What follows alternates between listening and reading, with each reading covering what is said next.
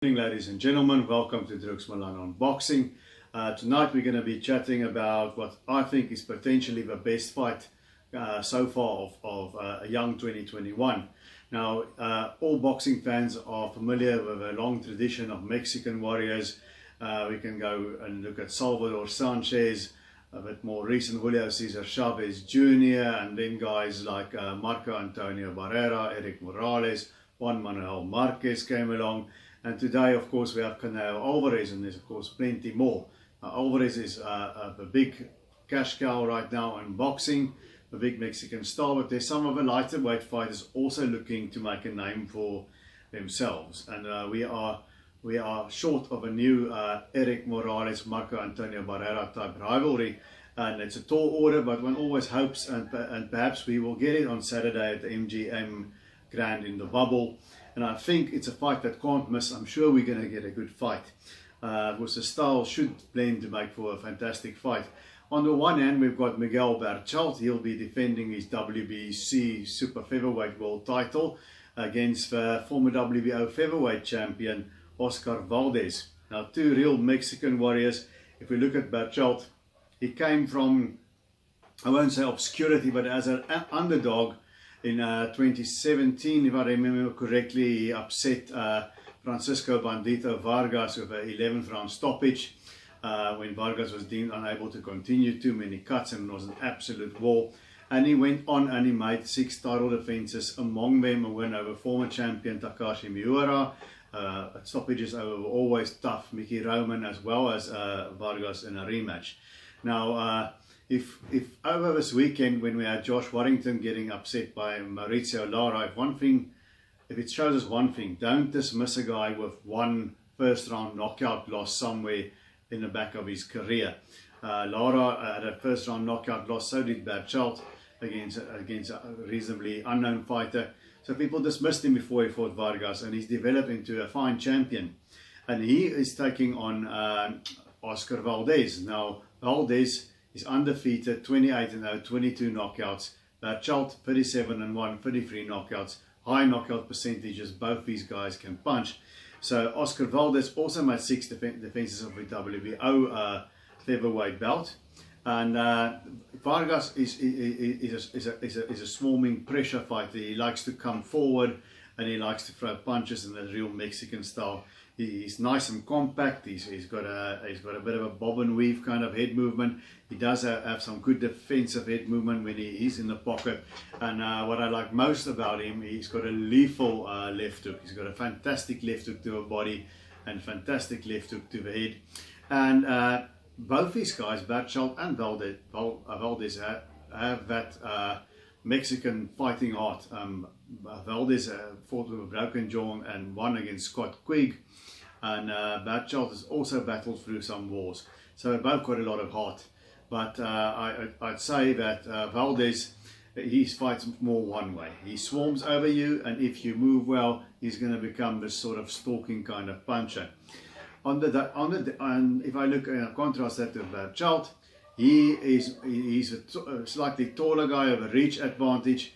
He can box and move for spots, but he is also basically a fighter. He'll move around his opponent and then he'll engage. But he's a busy guy, busy hands, throws a lot of punches, and he gets his opponents out of there, generally speaking. So Berchelt also makes some mistakes. He leans a bit forward, he can be caught. And as does Valdez. Valdez can also get caught. Scott Quigg goes in with a right hand in their fight, and he's been down on the canvas before, so Valdez can be hurt, and but he always gets back up to win. Same thing with Berchelt. He has that one loss much earlier in his career, so he can also be hurt. So both these guys have got a little bit of a vulnerability to them, plus they've got the power. I think that Berchelt, he's a taller guy. He's got the better feet of the two. He can do a little bit. He can fight on the move in spots, and then he stands and he exchanges.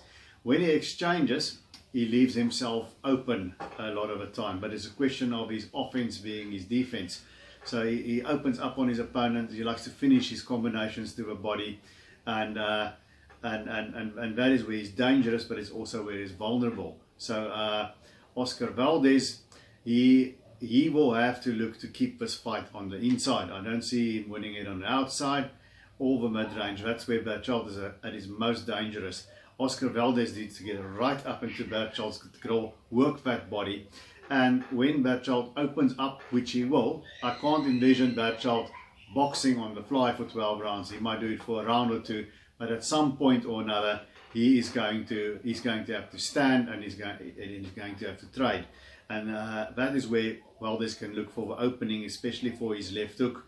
You can catch Berchelt with left hooks, and Valdez has got a fantastic left hook. As for Berchelt, he's got to avoid standing in the pocket for too long. Get on his bike and attack in spurts and go around Valdez and move away from that left hook. Who is going to win? It's a very difficult call.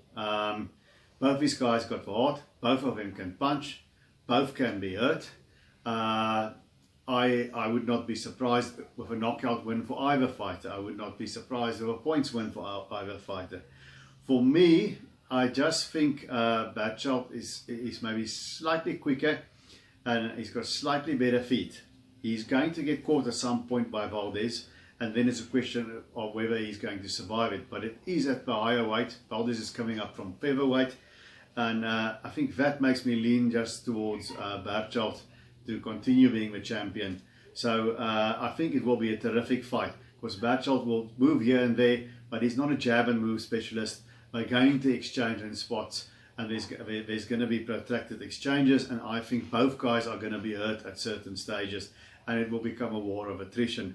I just think Berchelt also with his uppercuts, he's going to land more on Oscar Valdez than Valdez lands on him, and Valdez will have to bank on scoring a knockout with a couple of shots.